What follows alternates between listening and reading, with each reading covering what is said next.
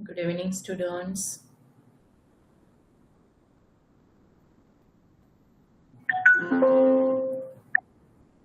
Good evening.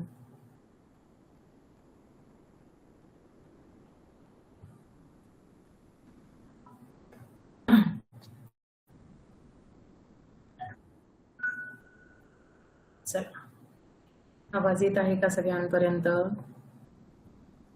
आणि screen दिसते आहे का?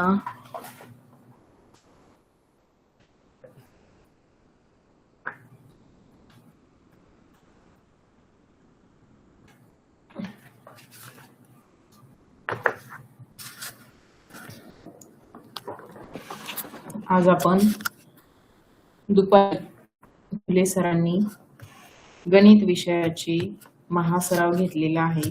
गणिताचे किती टॉपिक घेतले आज सरावामध्ये? गणिताचे किती टॉपिक आज सरांनी सरावामध्ये घेतले? कोणी जॉईन केला होता दुपारी क्लास? दुपारचा क्लास कोणी जॉईन केला होता?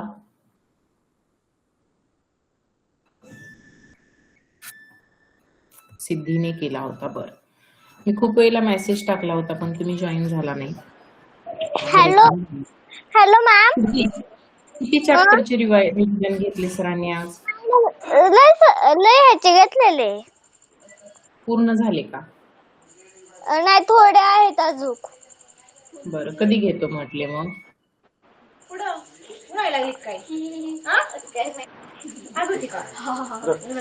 इतके 16 घेतली व्यवस्थित? गणिताचे चॅप्टर व्यवस्थित समजले का? हो मॅम. ज्या विद्यार्थ्यांनी जॉईन केले नव्हते त्यांच्यासाठी रेकॉर्डिंग मध्ये घ्यायचे आहे. उद्या घेतो म्हटले. बरं, चालेल. उद्या पण दुपारी आठवणीने मेसेज आला की जॉईन व्हा. पेपरची लिंक आज टाकलेली नाहीये, कंटेंट मध्ये असते. कंटेंट मध्ये टेस्ट सिरीज नावाचं फोल्डर आहे, तिथे पेपर असतात. अशाच पद्धतीने पुढचे 3-4 दिवस आपल्याला भरपूर तयारी करायची आहे. आज आपण इंग्रजी विषयाचा सराव घेणार आहोत. चालेल? ओके, छान. जास्तीत जास्त सराव करा. जेवढा जास्त तुम्ही सराव कराल तेवढा जास्त परीक्षेमध्ये फायदा होणार आहे. श्रद्धा क्षत्रिय. श्रद्धा, आज आपण इंग्लिश विषयाचा सराव घेणार आहोत. इंग्लिशची प्रॅक्टिस घेणार आहे. तर माईक चालू राहू दे, माईक, म्हणजे मला समजेल की आवाज येत आहे म्हणून. इंग्रजी विषयामध्ये आपला जो सगळ्यात पहिला चॅप्टर आहे तो associating the name of letters with its sound असा आहे. याच्यामध्ये सगळ्यात सुरुवातीला तर आपल्याला माहिती आहे की इंग्रजी अल्फाबेट, इंग्लिश अल्फाबेट मध्ये एकूण किती लेटर्स आहेत? 26 लेटर्स. हे 26 लेटर्स दोन पद्धतीने लिहिता येतात. किती पद्धतीने? दोन. एक कॅपिटल अक्षरांमध्ये आपण लिहू शकतो आणि दुसरे म्हणजे स्मॉल आपण लिहू शकतो. Yes ma'am. दोन पद्धतीने आपण मुळाक्षरे लिहू शकतो. आपल्याला परीक्षेमध्ये कधी कधी कॅपिटल लेटर दिले जाते आणि सांगितले जाते की हे लेटर स्मॉल लेटर मध्ये कसे लिहिले जाईल ते पर्यायातून निवडा. तर हे असे लिहितात. असं आपल्याला A to Z पर्यंत कुठल्याही लेटर वरती प्रश्न येऊ शकतो. Yes ma'am. दुसरी गोष्ट, ही जी 26 मुळाक्षरे आहेत या 26 मुळाक्षरांमध्ये दोन प्रकार आहेत. दोन प्रकारामध्ये ही 26 मुळाक्षरे मोडतात. पहिले म्हणजे ओवेल्स आणि दुसरे म्हणजे कॉन्सोनंट्स.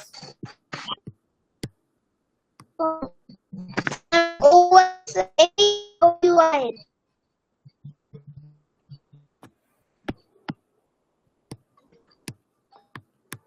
आता ही टोटल जी 26 अक्षरे आहेत ही दोन गटामध्ये, दोन प्रकारामध्ये मोडतात. एक म्हणजे ओवेल्स, दुसरे म्हणजे कॉन्सोनंट. ओवेल्स किती आहेत?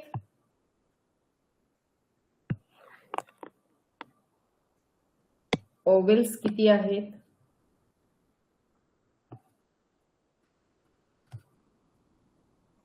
स्वरा रेडेकर.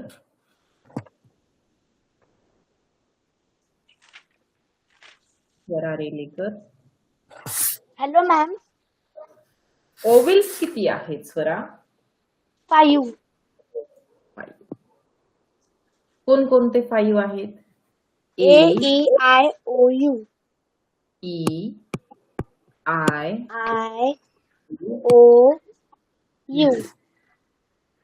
आणि उरलेली जी सर्व अक्षरे आहेत 21 ती सर्व कॉन्सोनंट्स आहेत.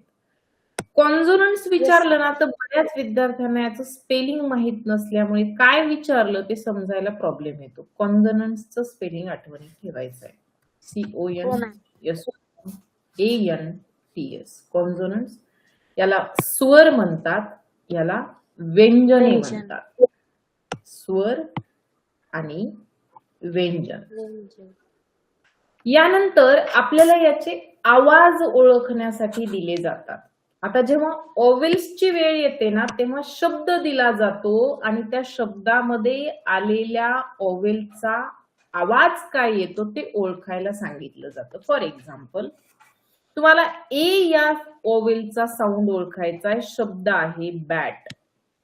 बॅट मध्ये एचा साऊंड कसा येतो? शब्द आहे कॉल. कॉल मध्ये एचा साऊंड कसा येतो? अ. शब्द आहे कार.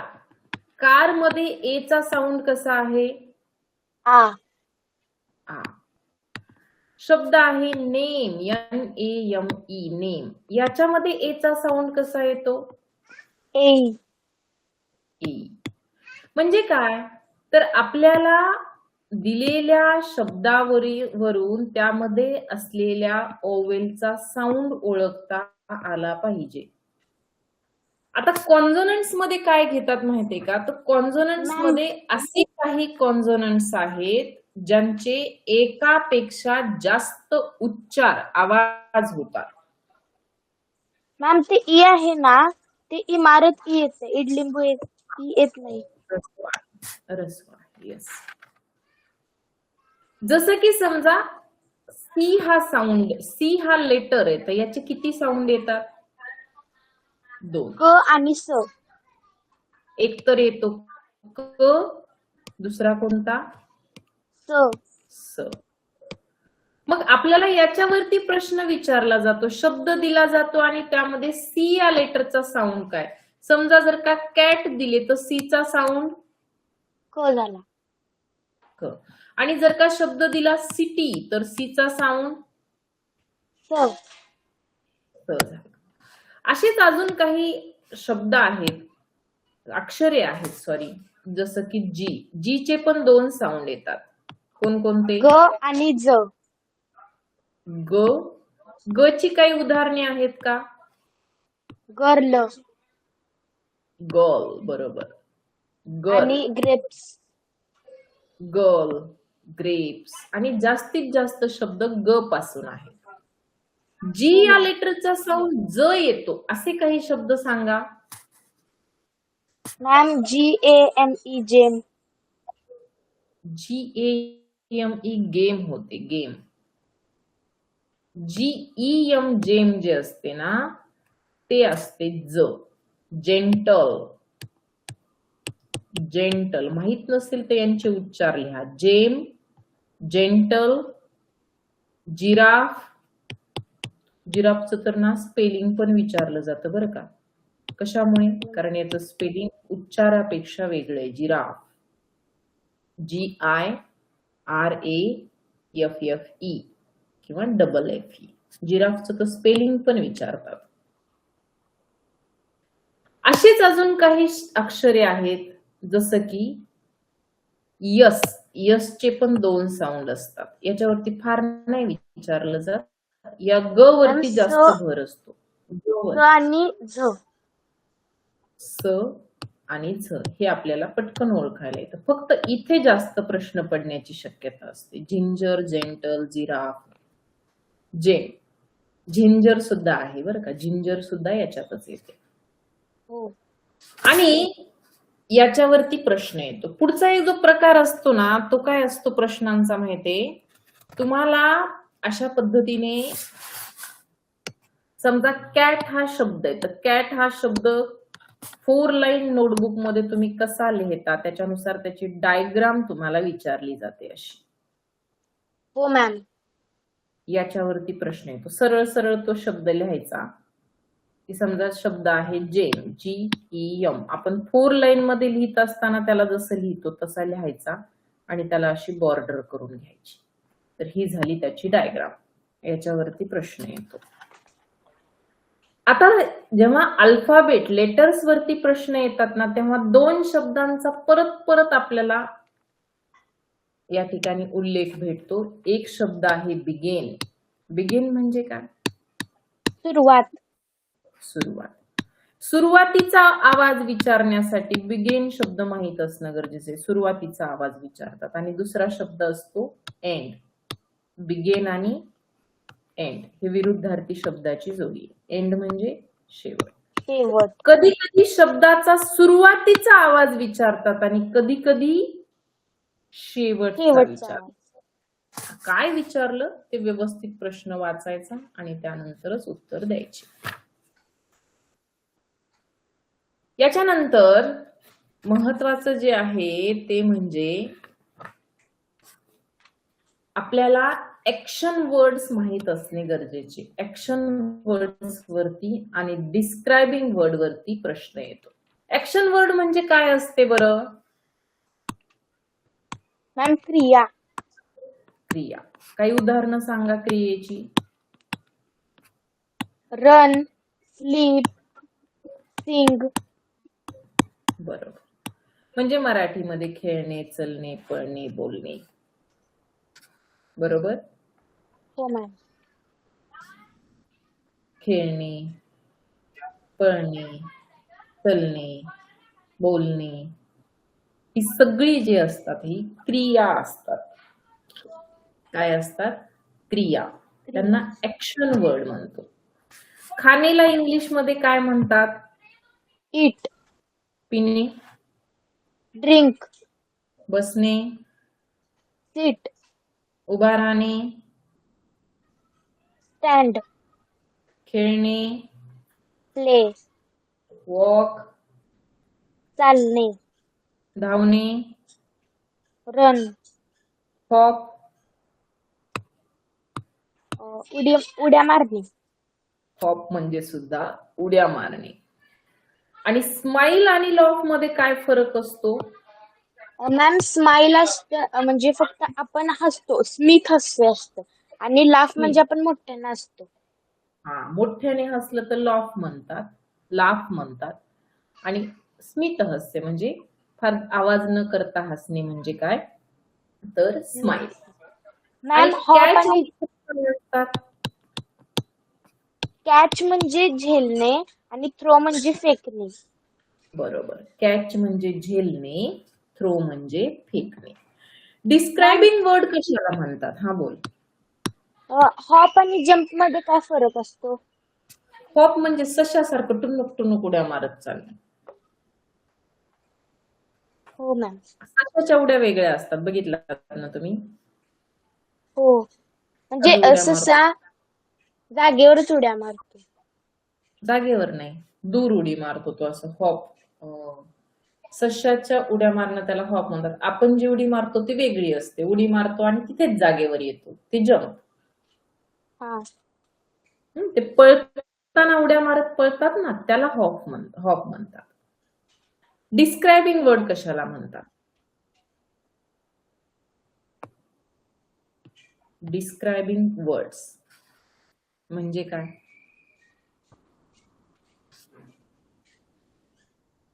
डिस्क्रायबिंग वर्ड म्हणजे वर्णन करणारा शब्द. म्हणजे काय? लहान, म्हणजे मोठा, विशेषण. छोटा, सुंदर, खराब, हे सगळे शब्द आपण त्याला मराठीमध्ये सरळ सरळ विशेषण असं म्हणतो. काय म्हणतो? विशेषण. विशेषण. म्हणजे माहिती सांगणारा शब्द. Bold, strong, large, white, ripe. Ripe म्हणजे काय? राईट म्हणजे बरोबर. Ripe ripe. राईप म्हणजे पिकलेला. आणि रॉ म्हणजे? रॉ म्हणजे कच्चा. टिमिड म्हणजे? टिमिड म्हणजे भित्रा. बोल्ड म्हणजे? बोल्ड म्हणजे धीट. शी इज बोल्ड म्हणजे ती धीट आहे. धीट, घाबरत नाही, धीट आहे. ठीक आहे. हो मॅम. यानंतर पुढे काय महत्वाचे आहे दुसऱ्या विद्यार्थ्याशी बोलूया. आराध्या खरात, आवाज येतो का? आराध्या, आराध्याचा आवाज येत नाहीये. दुसऱ्या विद्यार्थ्याला बोलूया. Krishnapriya, Krishnapriya, hello ma'am. Krishnapriya, scared या शब्दाचा अर्थ काय असतो ग? स्केअर्ड म्हणजे घाबरलेला. अगदी बरोबर. आणि ग्लॅड म्हणजे? थकलेला. ग्लॅड या शब्दाचा अर्थ होतो आनंदी. ग्लॅड म्हणजे काय? आनंदी. आणि हॅपी म्हणजे सुद्धा आनंदी. ग्लॅड आणि हॅपी हे दोन्ही काय आहे? डिस्क्रायबिंग वर्ड आहे. याच्यानंतर जे येतो तो चॅप्टर आपला आहे रायमिंग वर्ड्स. रायमिंग वर्ड्सचे एखादे उदाहरण सांग बरं.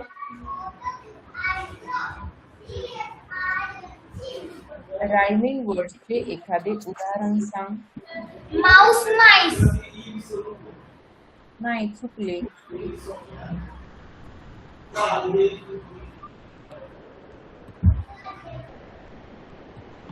रायमिंग वर्डचे उदाहरण सांग.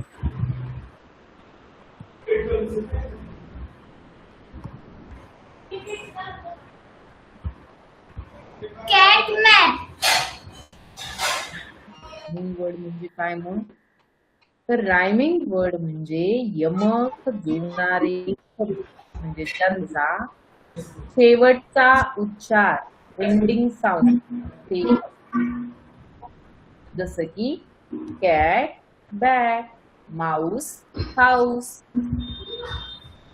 मी जर का असे शब्द दिले बॅट आणि बॉल, तर हे रायमिंग वर्ड्स आहेत का? नाही. कारण रायमिंग वर्ड मध्ये सुरुवातीचा सेम असून काही उपयोग नाही, शेवटचा आवाज सेम पाहिजे. बरोबर आहे? हो मॅडम. इथे ऍट होतो आणि इथे ऑल होतो, वेगवेगळे साऊंड आहेत, म्हणजे यांना रायमिंग वर्ड म्हणत नाही. मग रायमिंग वर्ड कसे असतात? ज्यांचा शेवटचा उच्चार सारखा असतो, जसे बॉल, बॉल. हे असतात रायमिंग वर्ड. यानंतर ऑपोजिट वर्डचा अर्थ काय होतो? तुमचा जो चॅप्टर आहे तो आहे ऑपोजिट वर्ड. ऑपोजिट वर्ड म्हणजे विरुद्धार्थी शब्द. अगदी बरोबर. टिमिड या शब्दाचा विरुद्धार्थी शब्द? ब्रेव. ब्रेव. बरोबर. ईस्ट या शब्दाचा विरुद्धार्थी शब्द? East, east. वेस्ट. बरोबर. विरुद्धार्थी शब्द पाठ करणं गरजेचं आहे. जेवढे जास्त शब्द पाठ असतील तेवढी चांगली गोष्ट आहे. यानंतर पुढचा जो चॅप्टर आहे तो आहे वर्ड रजिस्टर. Word register.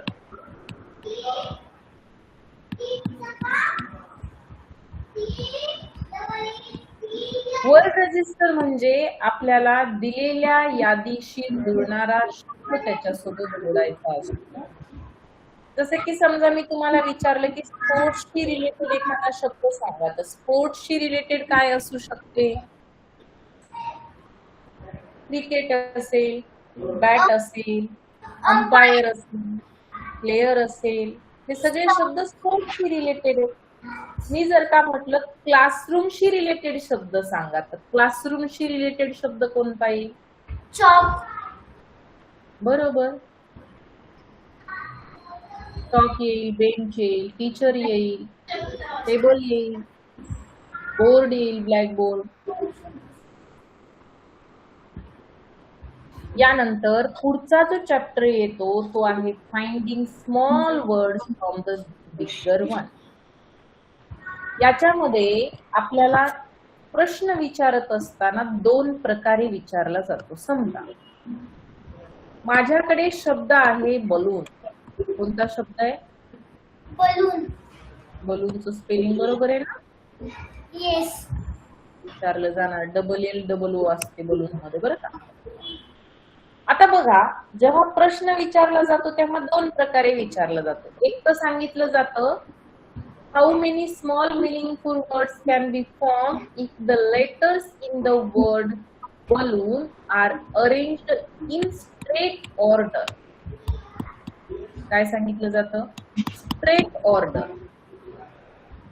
काय सांगितले जाते? Straight order. या स्ट्रेट ऑर्डर जर का प्रश्नामध्ये आलं तर याचा अर्थ काय होतो माहितीये का? की या बलून शब्दापासून आपल्याला छोटे शब्द तयार करायचे. आता बलून किती अक्षरी? तर 1 2 3 4 5 6 7. म्हणजे आपले शब्द 7 अक्षरापेक्षा कमी पाहिजेत. 7 अक्षरी नको. 1 2 3 4 5 6 एवढे चालेल. किंवा प्रश्नामध्ये जर का दिलेलं असेल की 2 अक्षरी शब्द तयार करा, 3 अक्षरी तयार करा, तर मग तेवढेच करायचे. पण आता स्ट्रेट ऑर्डर म्हणजे काय? तर तुम्ही लेटर्स घेत असताना इकडून इकडे जाऊ शकता, डावीकडून उजवीकडे, पण वापस येऊ शकत नाही. फॉर एक्झाम्पल मला शब्द करायचा आहे ON. इथे O आहे, इथे N आहे, बरोबर तयार होते ON. पण मी जर का NO तयार करायला गेले तर इथे N आहे आणि इथे O आहे. त्यांनी सांगितले स्ट्रेट ऑर्डर मध्ये चालायचं. मग पाठीमागे येता येईल का? त्यानंतर O घेता येईल का? तर नाही. कारण स्ट्रेट ऑर्डर म्हणजे तुम्ही डावीकडचं लेटर घेतल्यावर पुढे उजवीकडचंच घेऊ शकता. परत डावीकडचं घ्यायला जायचे नाही. आणि जर का प्रश्नामध्ये असं नाही सांगितलं की तुम्ही स्ट्रेट ऑर्डर मधले घ्या, तर तुम्ही नो हा शब्द तयार करू शकता. मग शब्द कसे तयार करायचे? तर सरळ सरळ इथून बी पासून सुरुवात करायची. बघा, BA होतो का? BAL होतो का? BALL होतो का? तर हो, होतो. BALL ball.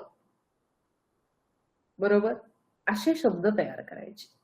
स्ट्रेट ऑर्डरचा अर्थ लक्षात आला का? स्ट्रेट ऑर्डर म्हणजे एकदा तुम्ही एक शब्द घेतला, एक अक्षर घेतलं की त्याच्यानंतर त्याच्या पुढचे अक्षर घेऊ शकता, पण नंतर मागचे अक्षर घेता येत नाही. याला स्ट्रेट ऑर्डर म्हणतात. आणि प्रश्नामध्ये जर का स्ट्रेट ऑर्डर दिलेले नसेल तर तुम्ही मागची अक्षर सुद्धा घेऊ शकता. तुम्हाला हवी त्या क्रमाने घेऊ शकता. आले लक्षात? हा प्रश्न सोडवताना जास्तीत जास्त शक्यता तपासून पाहायच्या. घाई करून पटकन प्रश्नाचं उत्तर द्यायचं नाही. स्नेहल धुमाळ, एक्स्ट्राचे मेसेज करू नको बाई. 2-3च दिवस राहिलेत परीक्षेला. अभ्यास करू दे सगळ्यांना. ठीक आहे.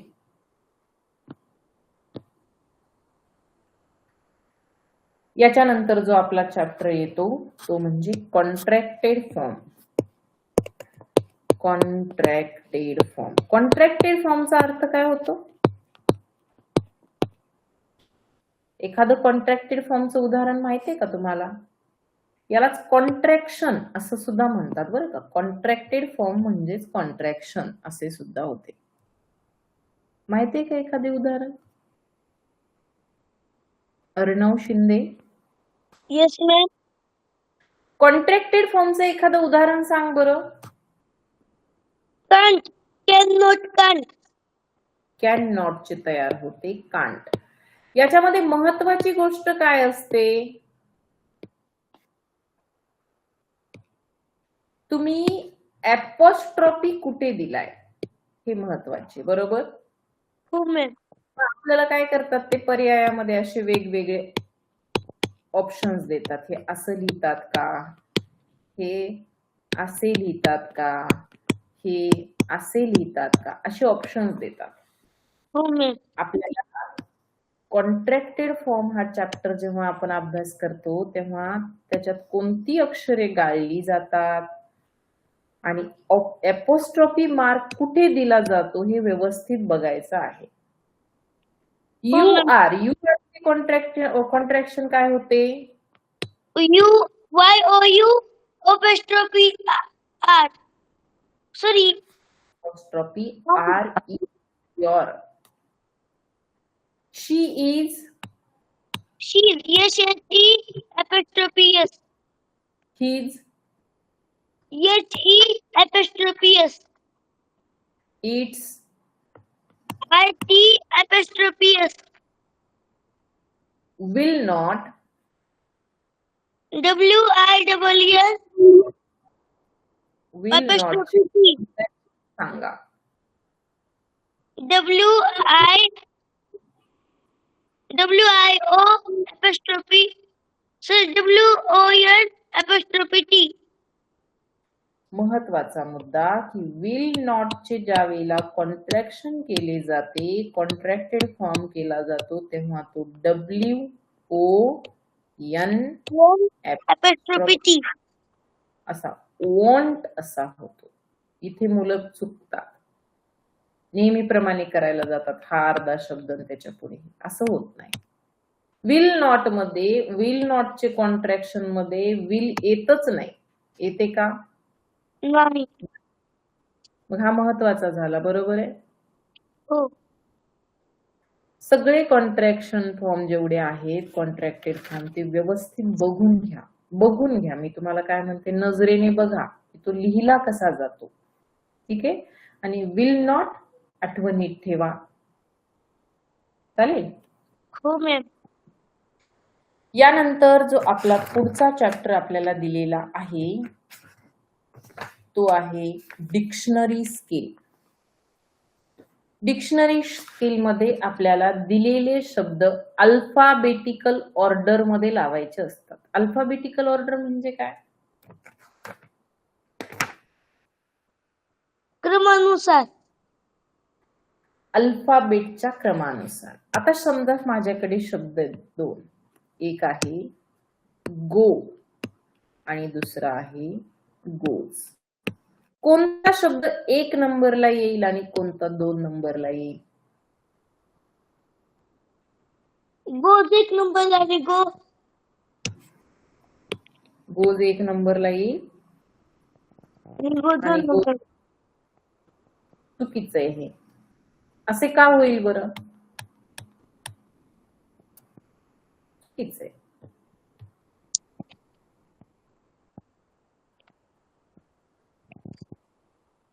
सॉरी मॅम, गो 1 नंबरला येईल आणि गो 2 नंबरला येईल. गो 1 नंबरला येते. कसे बघायचे? तर पहिले अक्षर बघायचे दोन्ही शब्दांचे. इथे जी आहे, ही पण जी आहे.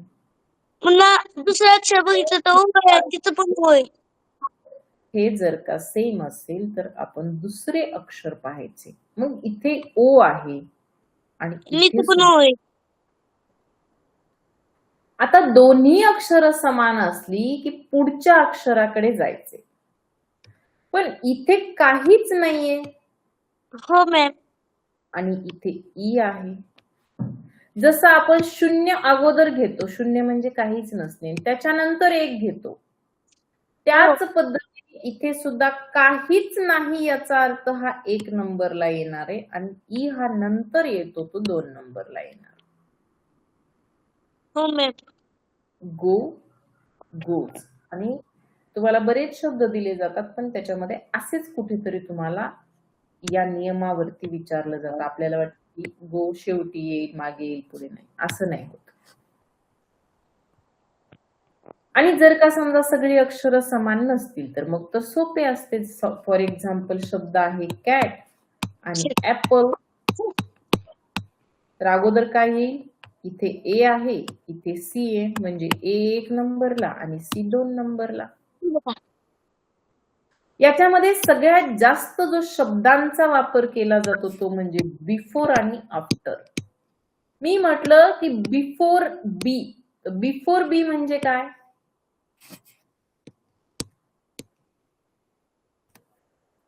Which letter comes before B? Which letter comes before B? सांगा बरं उत्तर. Which letter comes before B?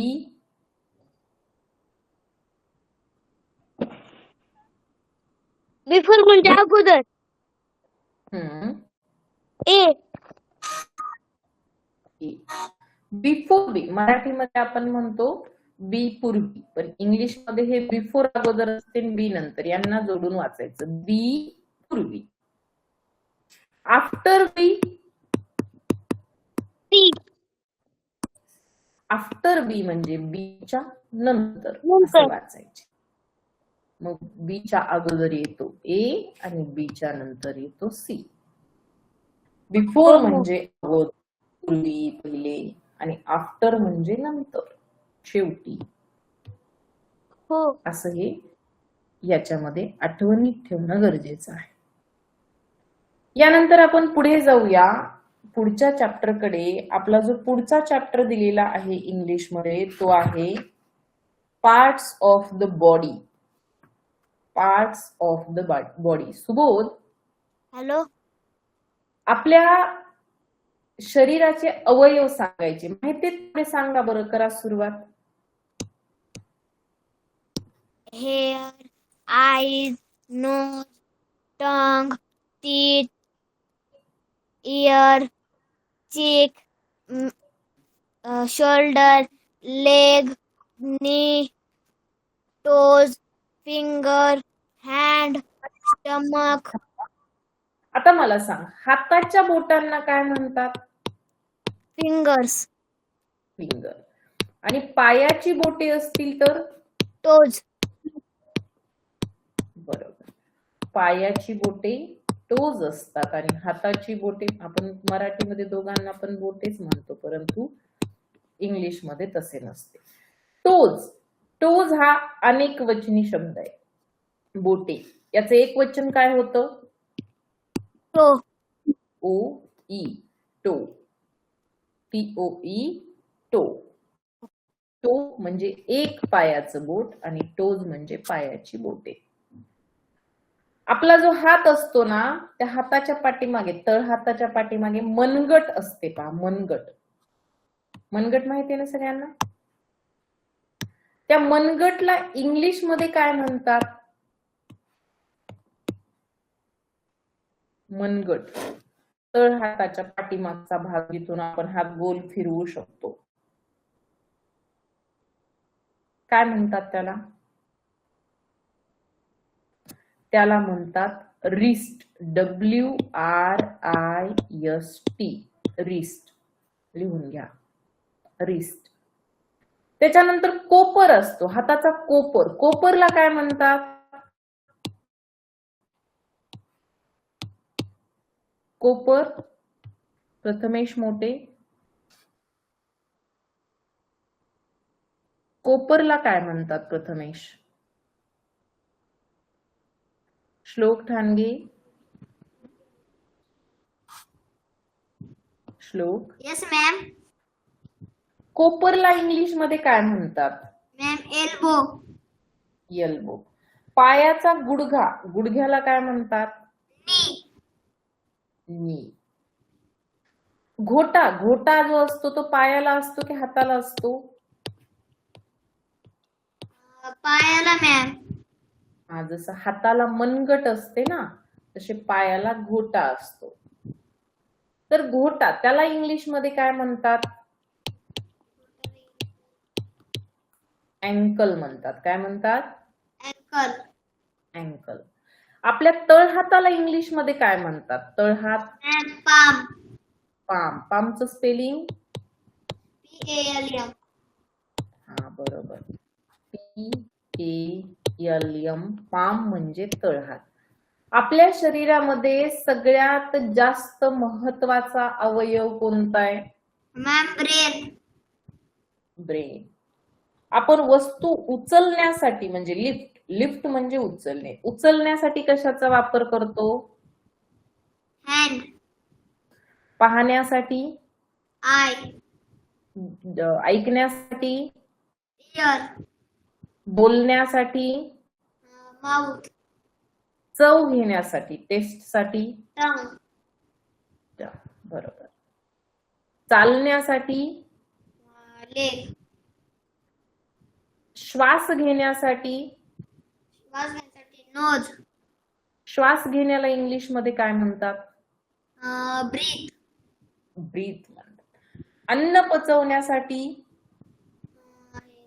Stomach. Stomach. श्वास घेतो आपण त्यावेळेला तो श्वास कुठे जातो? लंग्ज मध्ये, फुफ्फुसांमध्ये. बरोबर आहे? यस. बरेचसे शब्द आपल्या पुस्तकामध्ये दिलेले आहेत. जास्तीत जास्त शब्द पाठ करा पार्ट्स ऑफ बॉडीचे. ठीक आहे, जेवढे जास्त शब्द पाठ असतील तेवढे महत्वाचे. पार्ट्स ऑफ बॉडी दिलेला आहे. हाताची जी बोटे आहेत त्यांची नावे दिलेली आहेत, जसं की little finger, ring finger, middle finger, four finger, thumb. आणि प्राण्यांचे देखील शरीराचे अवयव आपल्याला दिलेले आहेत. हे व्यवस्थित पाठ करा. याच्यावर 101% प्रश्न येतो म्हणजे येतोच. यस. पाठांतराचा जेवढा भाग आहे तेवढं 2-4 दिवस दररोज वाचन करा, दररोज. ठीक आहे? हो. यस. तसाच आपला पुढचा एक जो पाठांतराचा भाग आहे तो म्हणजे name of birds and animals, their living places and sound. Yes ma'am. Vocabulary वरती म्हणजे शब्द संपत्तीवरती सगळ्यात जास्त प्रश्न असतात. त्याच्या पुढे कंपॅरिझन दिलेलं आहे. त्याच्या पुढे आपल्याला name of colours, things, shapes हे दिलेले आहे. हा सगळा पाठांतराचा भाग आहे. दररोज वाचन करा. वाचनातून शब्द पाठ होतात. आता याच्यानंतर मात्र ग्रामॅटिकल भाग सुरू होतो. तो आहे पंक्च्युएशन मार्क. पंक्च्युएशन मार्क म्हणजे काय? मॅम विराम चिन्ह. पंक्च्युएशनचं स्पेलिंग?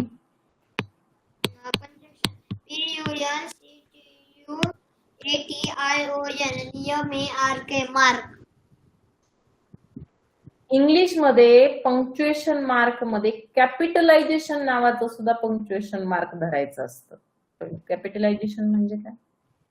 मॅम पहिला अक्षर कॅपिटल. बरोबर. आता पहिले अक्षर कॅपिटल करणे म्हणजे कॅपिटलायझेशन. कधी कधी करावं लागतं बरं पहिलं अक्षर कॅपिटल? मॅम सगळ्यात पहिला शब्द. सगळ्यात पहिला शब्द म्हणजे वाक्याची सुरुवात. वाक्याची सुरुवात नेहमी कशाने होते? कॅपिटल अक्षराने होते. बरोबर आहे? मॅम नाम तेवढे राहते तेवढे सगळे कॅपिटल लेटर्स राहते. नाही नाही, नाम नाही. सगळे नाम. डॉग आहे शब्द, डॉगचं कॅपिटल होईल का? नाही. मग मुलांची नावे. प्रॉपर नाउन, विशेष नामे. जसं की व्यक्तीचं नाव हे प्रॉपर नाउन असतं. शहरांची नावे. प्राण्याचं ठेवलेलं नाव. आपल्या घरी पाळीव प्राणी असतो, आपण त्या प्राण्याला ठेवलेलं नाव असतं बघा, टॉमी, रॉकी. यस. प्राण्याचे ठेवलेले नाव. ठेवलेले म्हणते मी बरं का. प्राण्यांचे ठेवलेले नाव. आपण घरामध्ये प्राणी पाळला आणि त्याचं एखादं नाव ठेवलं तर ते ठेवलेले नाव. त्याच्यानंतर खेळाची नावे कॅपिटल अक्षराने सुरू होतात. बरोबर आहे का? यस. मॅम देशांची नावे पण. देशांची नावे, राज्यांची नावे, शहरांची गाव नावे. गाव आणि शहरांची नावे. आठवड्याची वार जे असतात त्यांचे सुद्धा पहिले अक्षर कसे लिहावे लागते? कॅपिटल. मॅम आणि आय सुद्धा कॅपिटल लेटर लिहायचं राहतं. आय हा एकटा जर का आला सिंगल, आपण म्हणतो आय एम, तर आय हा जर का सिंगल आला तर तो नेहमी कॅपिटल लिहावा. सिंगल आला तरच. जर का असे आले आईस, तर आईसला त्याला कॅपिटल करायची गरज नाही. नाही. जर काही वाक्याच्या सुरुवातीला असेल तर करा, पण बाकी उगीच करण्याची गरज नाही. नाही. अजून काय राहिले याच्यामध्ये? विषयांची नावे. मॅम विषयांची नावे. हा, विषयांची नावे असतात. जसं आपण इंग्लिश शब्द लिहिताना नेहमी कॅपिटल अक्षराने सुरू करतो, बरोबर आहे? भाषांचं नाव आहे. अजून आडनाव जरी कोणाचं असेल ना तरी सुद्धा ते कशाने सुरू होते? कॅपिटल अक्षराने सुरू होते, यस. बरोबर आहे?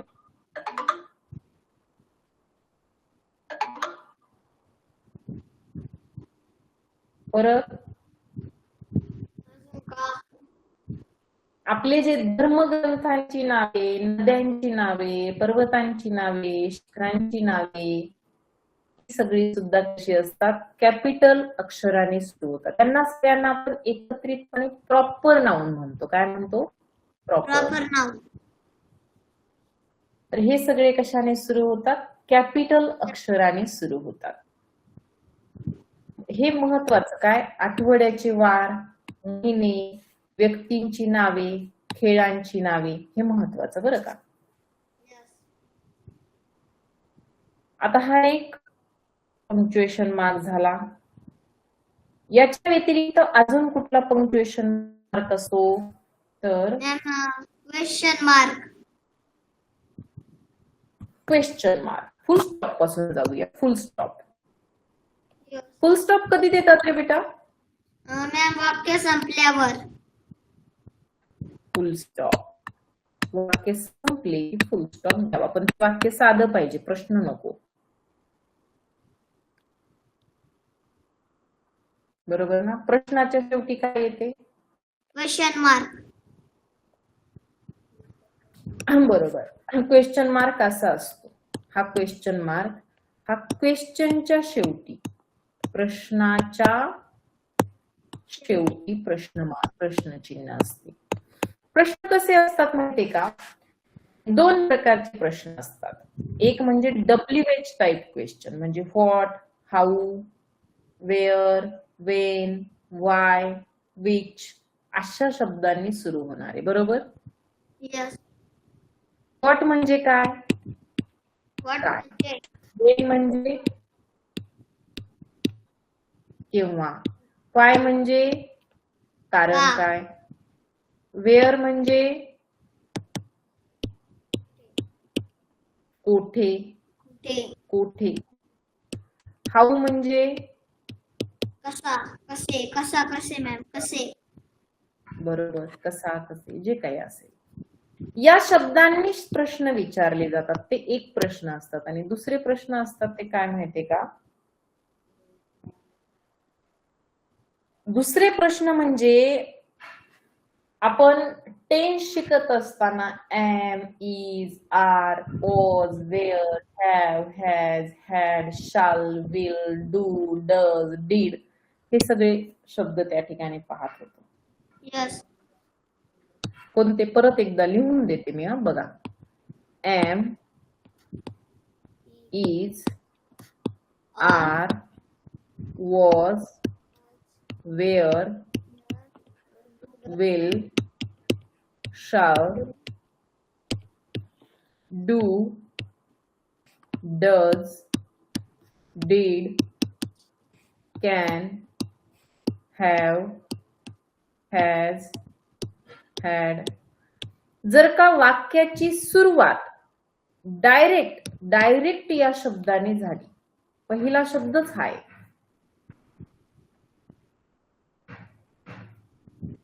काय म्हटलं मी? वाक्याची सुरुवातच कशाने झाली तर याच्यापैकी कुठल्या तरी शब्दाने झाली की तो प्रश्न असतो. काय असतो? प्रश्न. प्रश्न. जसं am I happy? Is there anything? Are you happy?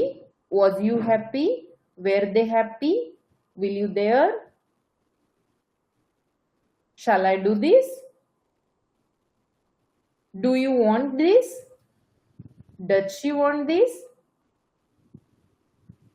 Can you give me your pen, please? Have you a notebook? Had she a notebook? Had she a notebook?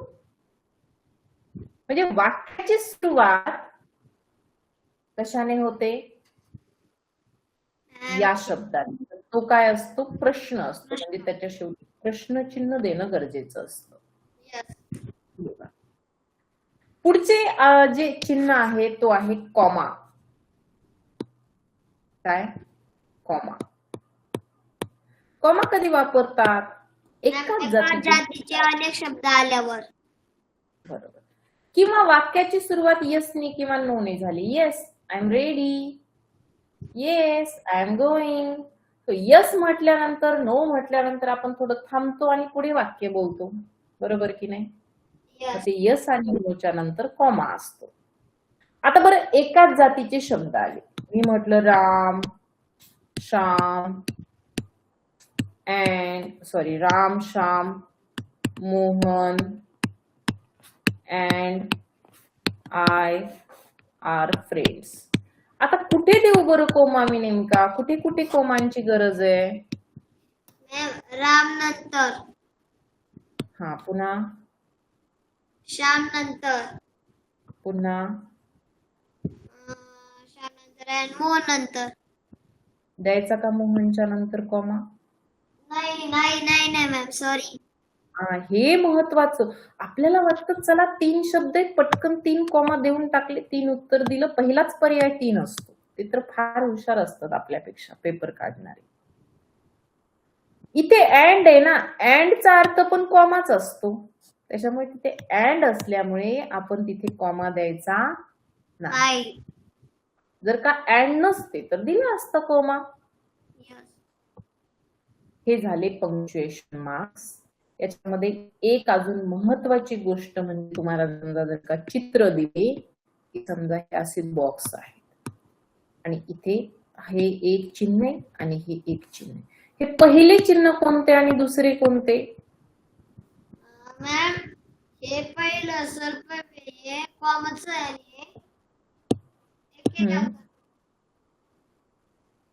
हे दुसरे? मॅम नंतर ॲपॉस्ट्रॉफीचं आहे, ॲपॉस्ट्रॉफी. जर का खालच्या कडेला दिलं तर कॉमा आणि वर दिलं तर ॲपॉस्ट्रॉफी. ॲपॉस्ट्रॉफी. हे लक्षात घ्यायचं. बरं ॲपॉस्ट्रॉफीचे बरेच सगळे वापर आहेत. कसे माहितीये का? ॲपॉस्ट्रॉफी आपण कॉन्ट्रॅक्टेड फॉर्म बनवताना ॲपॉस्ट्रॉफी लिहितो. अजून माहितीये का तुम्हाला? आपल्याला जर का समजा मला म्हणायचंय की 7 o'clock, तर 7 o'clock म्हणताना 7 ॲपॉस्ट्रॉफी क्लॉक असं लिहिलं जातं. 7 o'clock. याच्यावरती पण प्रश्न विचारला जाऊ शकतो. ॲपॉस्ट्रॉफीचा वापर आहे हा. बरोबर? यस. याच्यानंतर ना महत्वाची गोष्ट अजून एक म्हणजे आपण मराठीमध्ये म्हणतो माझी वही, तुझी वही, त्याची वही. बरोबर आहे की नाही? हेच जर का नामांना जोडून म्हणायचं असेल तर रमेशची वही कसं म्हणायचं इंग्लिशमध्ये? रमेशची वही किंवा सीताची वही. सीताची वही कसे म्हणायचे बरं? जर का सीता जिवंत आहे म्हणजे सीता लिव्हिंग थिंग आहे. काय आहे? लिव्हिंग. सीता लिव्हिंग थिंग बरं का. निर्जीव वस्तू नाही पाहिजे. सीता कसली पाहिजे? सजीव वस्तू पाहिजे. तर सांगायले मी निर्जीवचं सांगत नाही. सीता कशी? सजीव पाहिजे. मग कसं लिहायचं?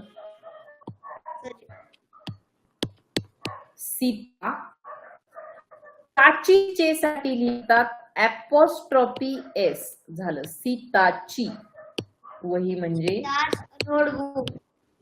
सीताज नोटबुक. पण हे सजीव वस्तूंसाठी बरं का, फक्त सजीव साठी. पुस्तकाचे का पान म्हणायचं असेल तर म्हणायचं नाही बुक्स पेज म्हणून.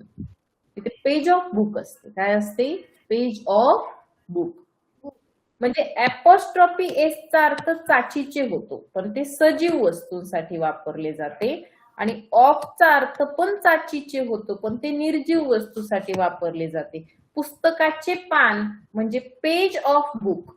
उलट करायचं, page of book. Book of page नाही, पेज ऑफ बुक.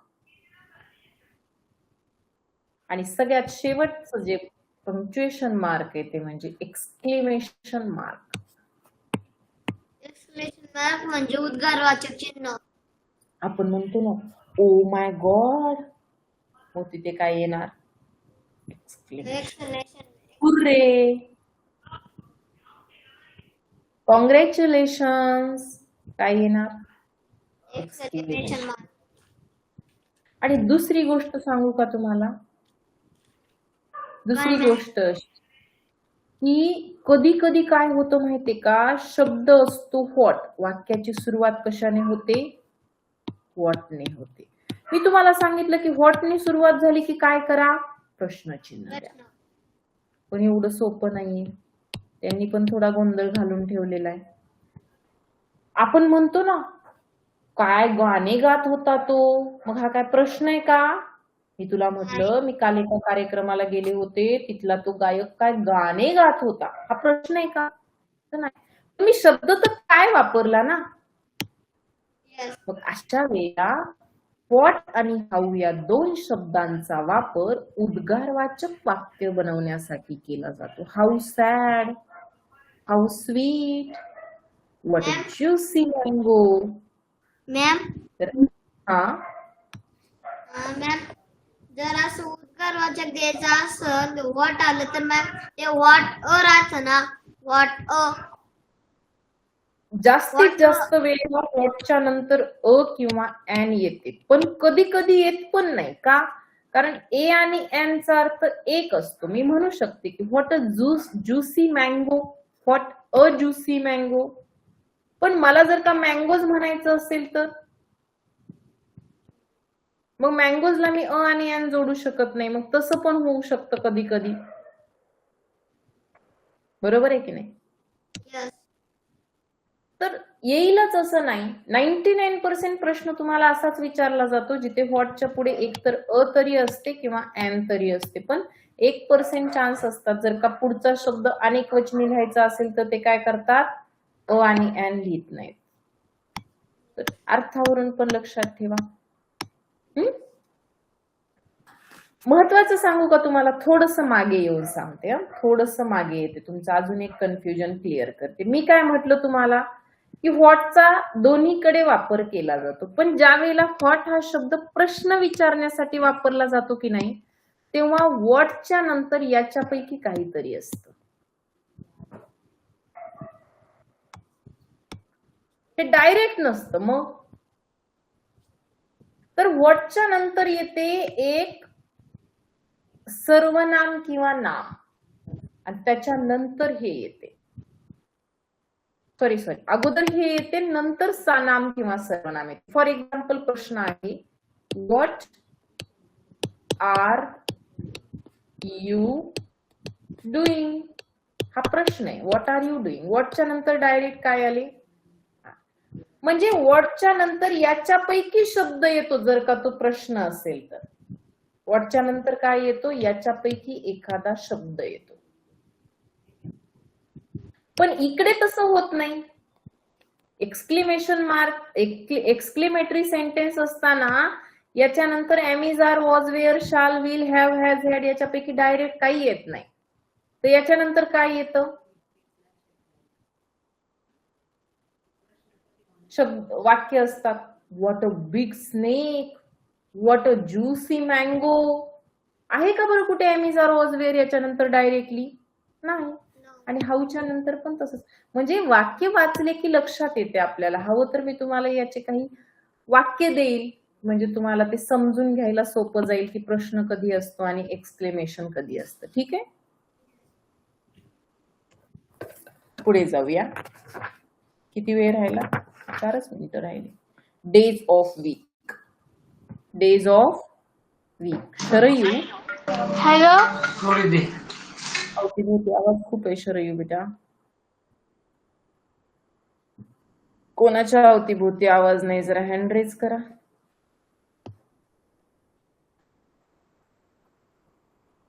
ज्यांच्या घरामध्ये अवतीभोवती आवाज नाहीये, सायलेंट आहे, त्यांनी जरा हँड रेज करा बोलायला. स्वरा, आवाज येतोय? हो मॅम. स्वरा, वेन्सडे स्पेलिंग सांगशील का ग? वेन्सडे. कशाचे? वेन्सडे. वेनसडे.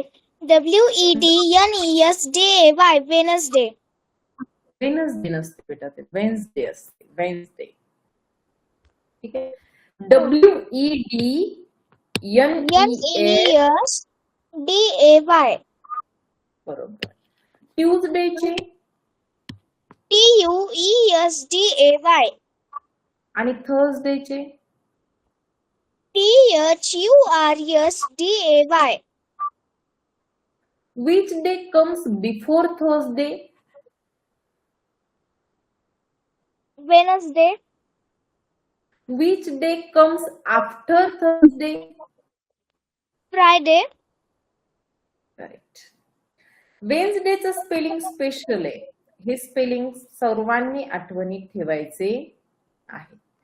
एका वीक मध्ये किती दिवस असतात? 7. बरं, मला सांग, मी हा शब्द बरोबर लिहिलाय का?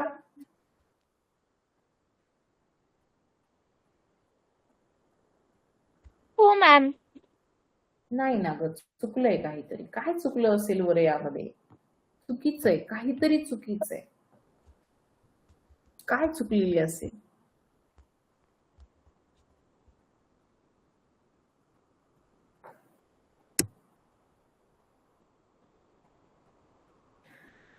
वारांची नावे, आठवड्याच्या वारांची नावे ही नेहमी कशी लिहावीत?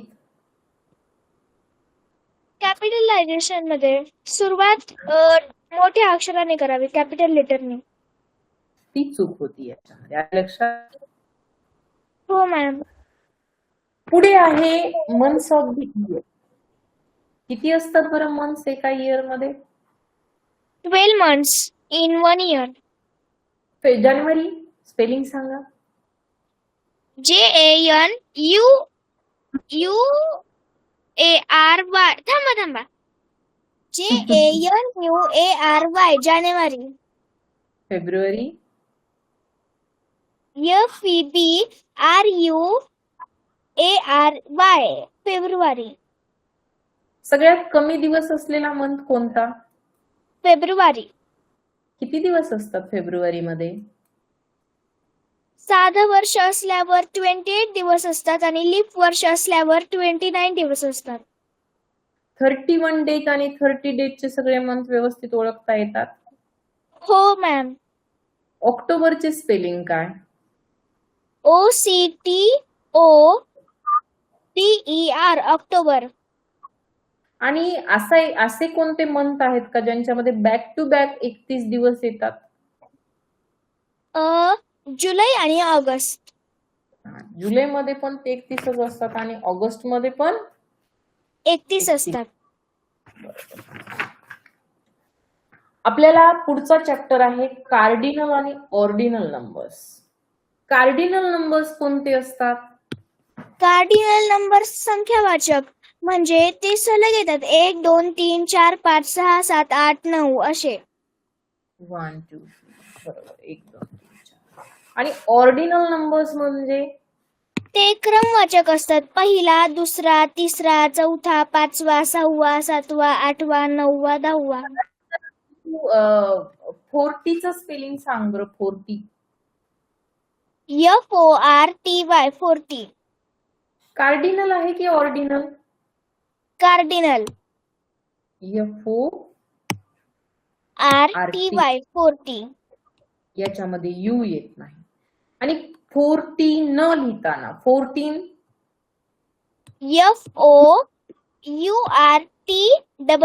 14. आणि 4 लिहिताना सुद्धा FOUR. 4.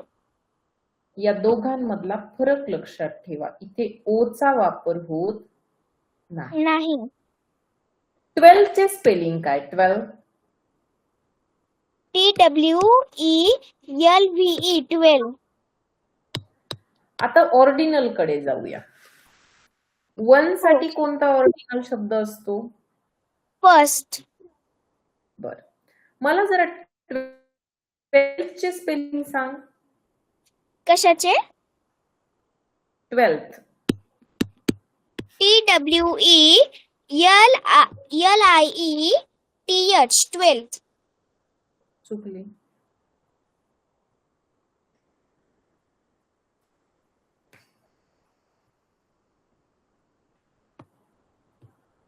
ट्वेल्थ चे स्पेलिंग कोणाला येते?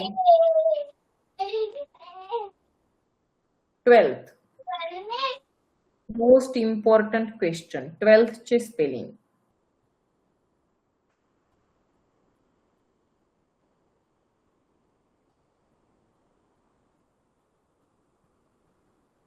TWELFTH.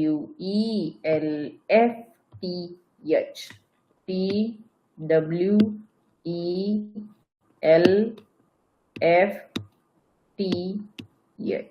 12th.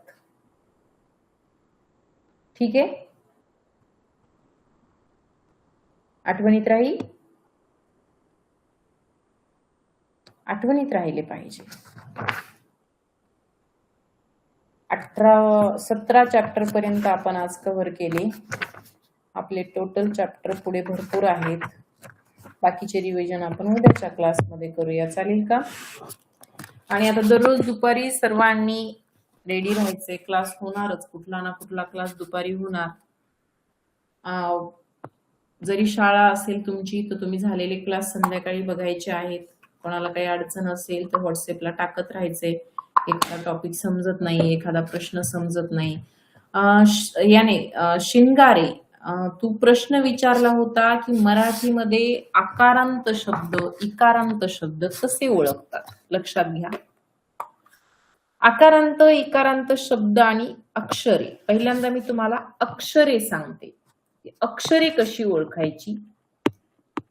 तर बघा, समजा माझ्याकडे शब्द आहे.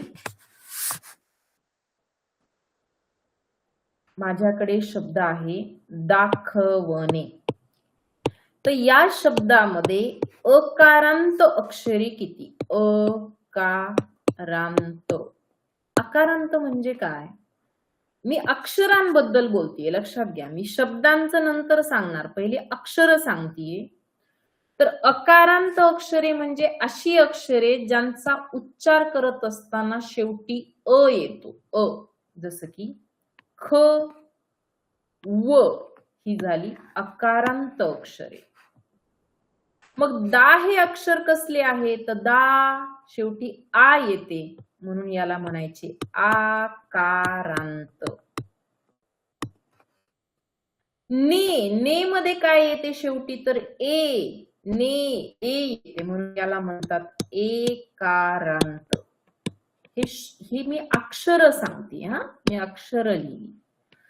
प्रश्नामध्ये कधी कधी अक्षरे विचारतात आणि कधी कधी शब्द विचारतात. आता शब्द कशी?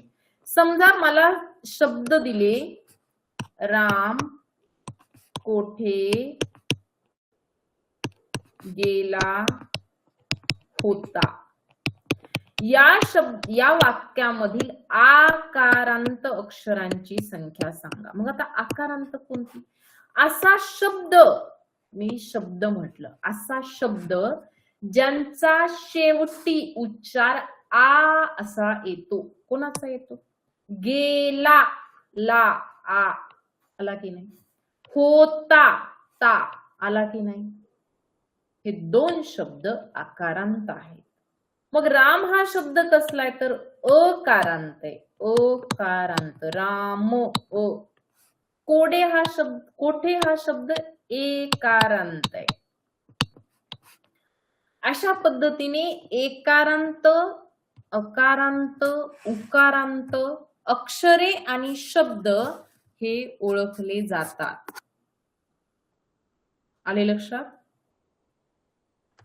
तुम्हाला काही अडचण येत असेल तर अशाच पद्धतीने तुम्ही सुद्धा विचारू शकता. त्याचं एक्सप्लेनेशन तुम्हाला दिलं जाईल. व्यवस्थित अभ्यास करा. खूप सगळे गुण मिळवून तुमच्या आई वडिलांचं, तुमच्या शाळेचं, तुमचं स्वतःचं आणि आपल्या क्लासचं नाव तुम्हाला मोठं करायचंय. मेहनत घ्या. काहीही अडचण आली तर आम्ही तुमच्यासाठी आहेत. फक्त सांगत चला की तुम्हाला कुठे अडचण येते. ठीक आहे? राहिलेले चॅप्टर जे आहेत ते आपण उद्याच्या क्लासमध्ये घेऊया. हॅलो अभिनव काळे, मॅम. बोला. मॅम, अंगठ्याच्या शेजारच्या बोटाला इंग्लिश मध्ये काय म्हणतात? Four finger. हो. पुस्तकात आहे ना, पुस्तक बघितलं नाही? हो. पुस्तक बघा ना, वाचन करा. जेवढं जास्त वाचन होईल तेवढं वाचन करा. ठीक आहे? हो.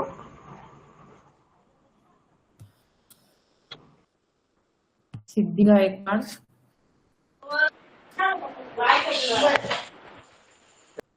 सिद्धी नाही, मयुरीला प्रॉब्लेम आहे. बाकीचे लेफ्ट होऊ शकता आता तुम्ही. ठीक आहे? मयुरी गायकवाड हँडरेज नाही आहे. काय डाऊट आहे तो सांग चॅटिंग मध्ये.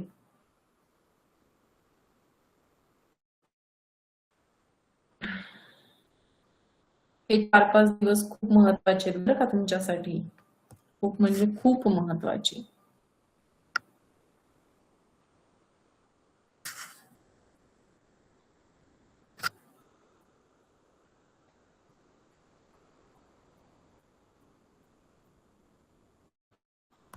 बोला मयुरी.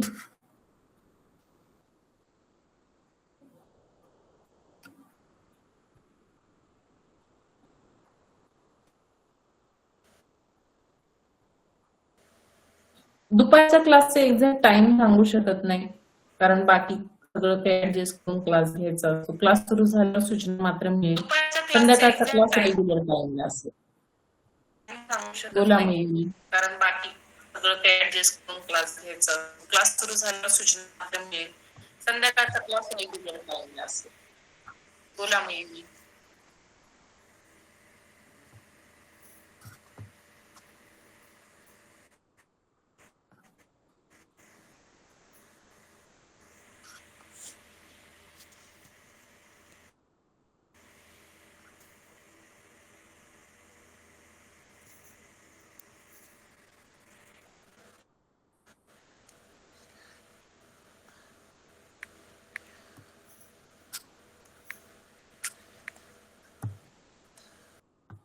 सिद्धी गायकवाड, हॅलो मॅम.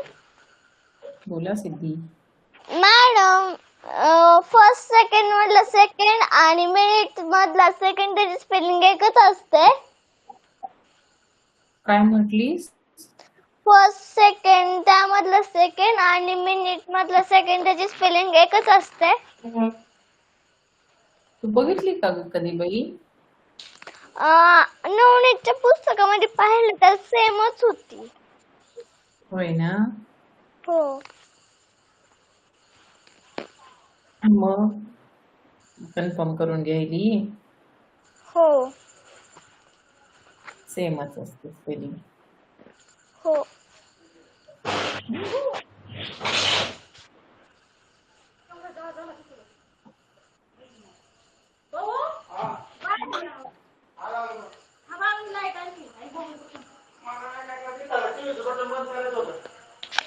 चला बाय सर्वांना.